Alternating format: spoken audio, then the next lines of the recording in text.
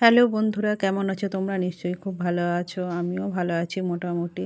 তো দেখো, আমি এটা নিউ কড়াইয়ে রান্না করছি, সেই জন্যই আর কি ভিডিওটা করছি।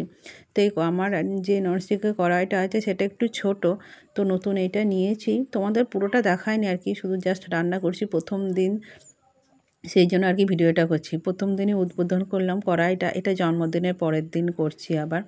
তো দেখো, নতুন কড়াইটা বেশ অনেকটা বড়, প্রায় 2 কেজি মতো মাংস হবে। খুব সুন্দর হয়েছে কড়াইটা, আর আমার এত সুবিধা হয়েছে না এখন এই কড়াইটা হয়ে। ছোট কড়াইটা রান্না করতে একটু অসুবিধাই হতো, বেশি বেশি চিকেন টিকেন বা মাটন ফাটন কিচ্ছু করা যেত না, বা অন্য কিছু করা যেত না। সেই জন্য নতুন কড়াইতে নিয়ে আর কি সুবিধা হয়েছে। বললাম না, অনেকটা বড় স্পেস, হয়তো ফোনে বোঝা যাচ্ছে না, কিন্তু অনেকটাই বেশ বড় হয়েছে। সব কিছু মোটামুটি ভালো হচ্ছে। আর মাছ ভাজা বলো, সব একদম মানে 5-6 পিস মাছ থাকলেও বেশ ওটা সুন্দর করে ভাজা হয়ে যাচ্ছে। আর ছোটোটাতে একটু অসুবিধা হতো।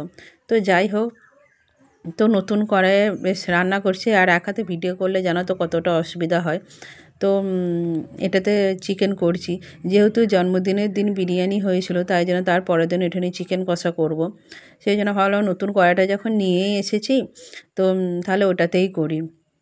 তো সেই জন্য নতুন কড়াইটাতে রান্না করছি, এর একটু তো ভিডিও করতেই হবে, সেই জন্য। তো কেমন হয়েছে আমার নতুন কড়াইটা অবশ্যই জানাবে সবাই।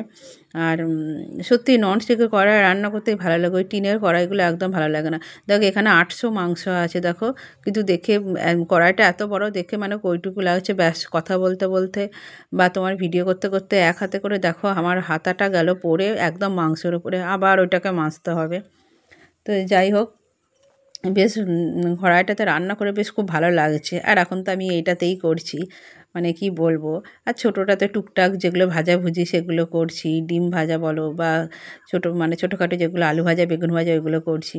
আর সত্যিই টিনের কড়াইয়ে রান্না করতে একদম ভালো লাগে না, ব্যাস টিনের কড়াইগুলো সব বাদ দিয়ে দিয়েছি, মানে টিন বা অ্যালুমিনিয়াম কি বলে, যাই হোক ওই কড়াইগুলো একদম বাদ দিয়ে দিয়েছি। বিচ্ছিরি সেই ছোপগুলোও ওঠে না, আর বেশ রান্না করতেও ভালো লাগে না। আর এটাতে এত সুবিধা হচ্ছে, মানে কি বলবো, সত্যি কি বলবো। তাই যাই হোক, বক বক করতে করতে দেখো আমার চিকেন কষাটা হয়ে গেছে।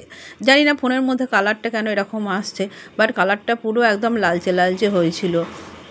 আর একটুখানি এখন ধনেপাতার সিজন, একটুখানি ধনেপাতা গোটা শুদ্ধই দিয়ে দিয়েছি, দেখো কোচায়ও নি।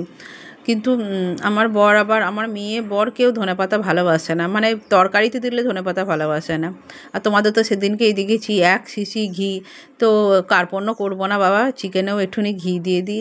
আর ঘি দিলে না দারুণ টেস্ট হয় সত্যি করে। চিকেন কে ঘি দাও একটুখানি জানিও চিকেনে, আমার বেশ ভালোই লাগে ঘি দিতে। চিকেন বলো মটন বলো, সব তরকারিতে একটু একটু ঘি দিলে না তার স্বাদ একটু বেড়ে যায় আর কি। দিয়ে দেখো কীরকম হলুদ হলুদ কালারটা লাগছে, বাট চিকেনটা কিন্তু খুব সুন্দর হয়েছিল কালারটা সত্যি বলতে। আর একদম গা মাখা গা মাখা, অথচ পাতলাও বেশ ভালো লাগছে, কিন্তু খুব লাল লাল হয়েছিল কেন জানি না এখানে। আর দেখো এতটা পরিমাণ মাংস, মোটামুটি 800 মাংস, কড়াই দেখো কইটুকু লাগছে, কারণ কড়াইটা ভীষণ বড়।